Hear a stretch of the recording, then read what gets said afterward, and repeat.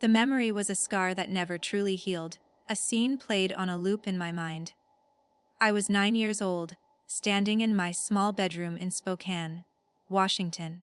The local newspaper spread on my floor, a photo of a woman in a sharp, dark uniform on the front page, her posture radiating an authority I couldn't name, but deeply craved. The caption reading, "FBI agent breaks local fraud ring." And I, with all the earnestness of childhood, announced to my mother Sandra, who was vacuuming, "I'm going to be an FBI agent when I grow up." And she didn't even turn off the vacuum, just shouted over the roar with a dismissive laugh, "Oh, honey, don't be silly, that's for men, tough, serious men. You'll be a wonderful teacher or a nurse.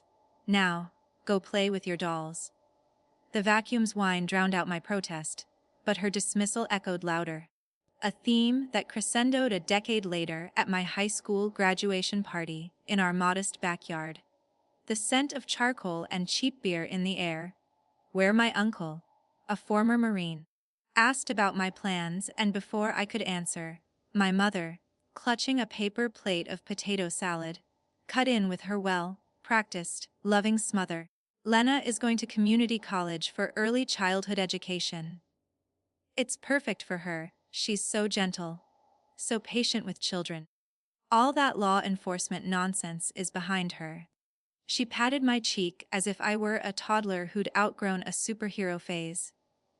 And the circle of relatives nodded approvingly, their smiles a prison of low expectations.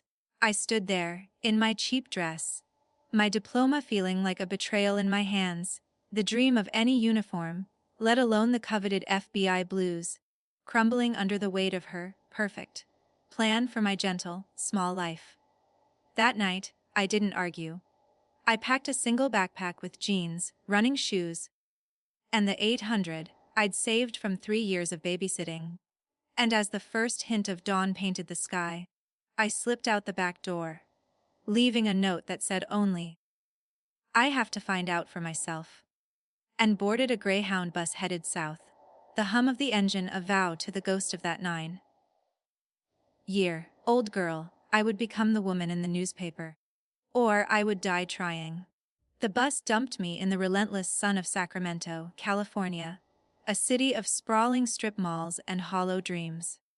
My uniform was a hideous polo shirt for a chain sandwich shop.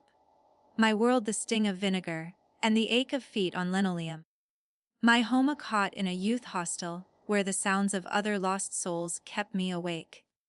The loneliness was a physical hunger, sharper than the one I quieted with leftover bread ends. I moved like a ghost through a series of survival jobs, a nighttime cleaner in a Fresno office tower, the vacuum my only companion, a stalker in a Reno warehouse, counting boxes in the freezing dawn, a motel desk clerk in Bakersfield, fielding the anger of stranded travelers. Each city was a lesson in anonymity.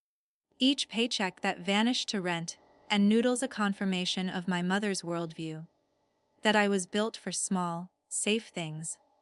In a particularly low moment, living in a converted garage in Las Vegas and working a casino buffet line, I'd stare at my reflection in the stainless steel sneeze guard, a girl with hollow eyes in a hairnet, and let silent tears mix with the steam of the mashed potatoes, wondering if my mother's gentle prison wouldn't have been kinder than this free fall into nothingness. The turning point was born from danger, not inspiration. Walking to my car after a late shift, a man emerged from the shadows of the casino parking garage, his intent clear in his posture.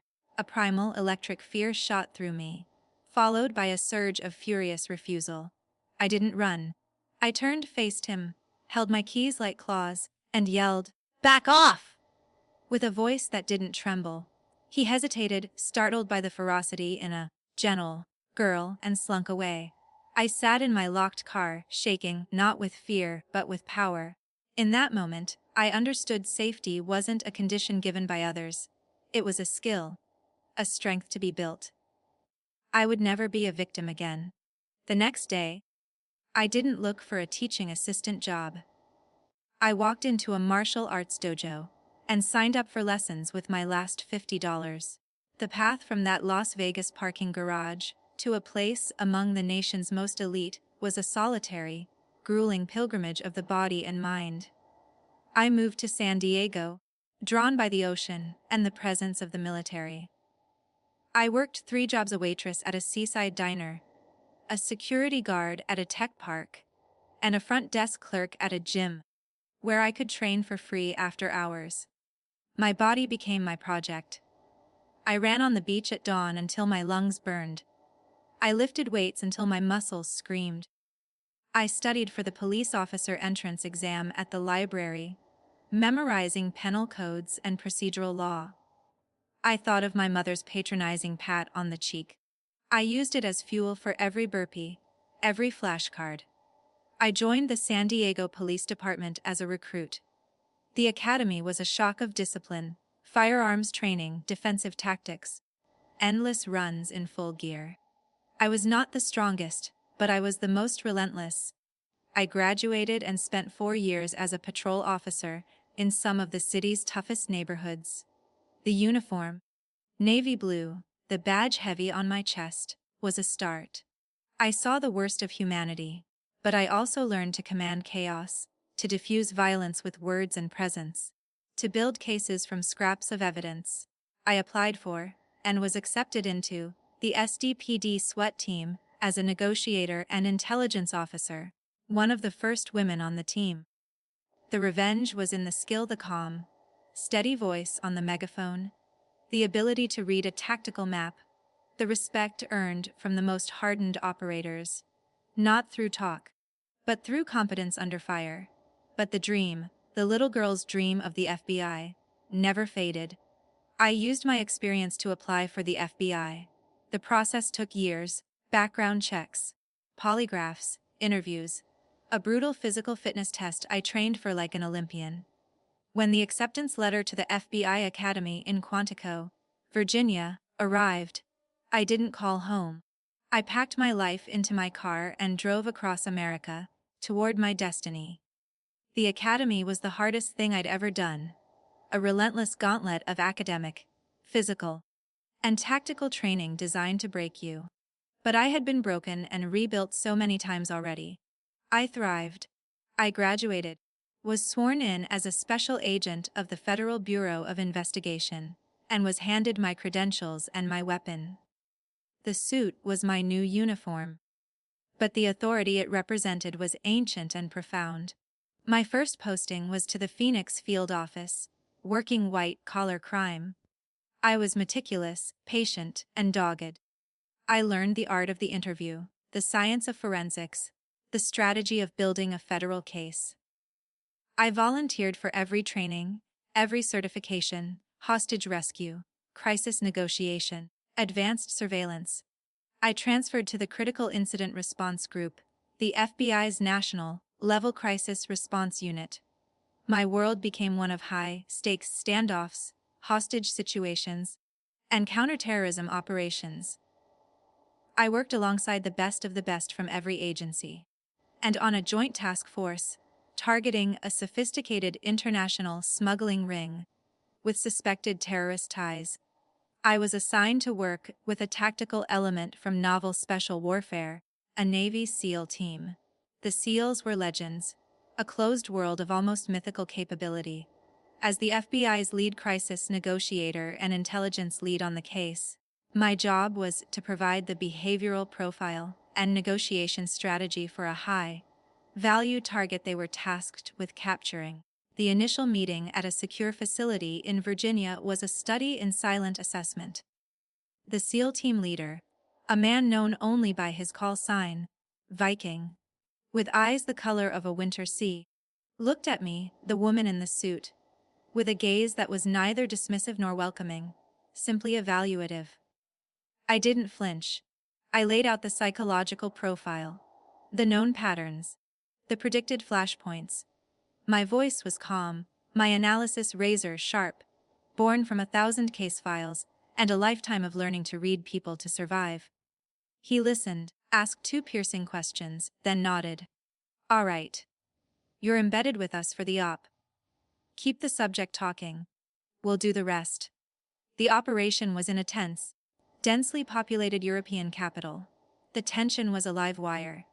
As we moved into position, the CLs moved like shadows, a language of silent gestures and absolute trust. My role was to make the call, to initiate the dialogue that would distract and contain. From the tactical vehicle, through a secure line, I spoke to the target, my voice a carefully modulated instrument of calm persuasion. I could hear the SEALs, breathing over the comms, steady and controlled. Then, a sudden escalation. Shouting from inside the apartment. He's armed, he's spooked. Viking's voice crackled, tense. We're going in. Keep him on the line. In that moment, the training, the years of patrol, the sweat experience, the FBI crisis protocols, all fused into a single, crystalline focus. I altered my tone, my words, creating a diversionary narrative that split the subject's attention for 3 critical seconds. It was enough. I heard the controlled chaos of the entry over the comms. Then Viking's voice, target secured. All clear. Back at the debrief, covered in adrenaline sweat, Viking approached me. He didn't smile. He just extended his hand. Good work, Agent. You held your nerve. That bought us the window. It was the highest praise I'd ever received. In the world of such men, respect was earned in seconds under pressure, not in years of tenure. I had earned it. Years passed. I rose in the bureau, my reputation solid. I led a hostage rescue team negotiation cell, my expertise sought after nationally. I owned a quiet house with a view of the mountains, a testament to a stability I had built alone. I never contacted my family. They were part of a different, faded story.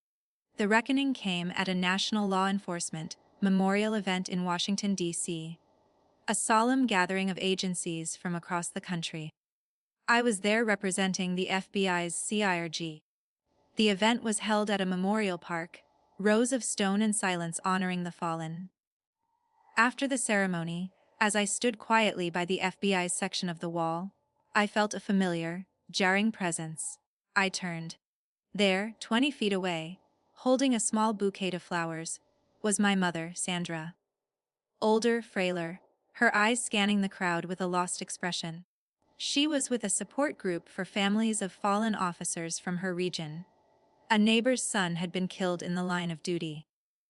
Her gaze swept over me. Clad in my dark FBI pantsuit, the FBI pin on my lapel, my credentials visible on my belt.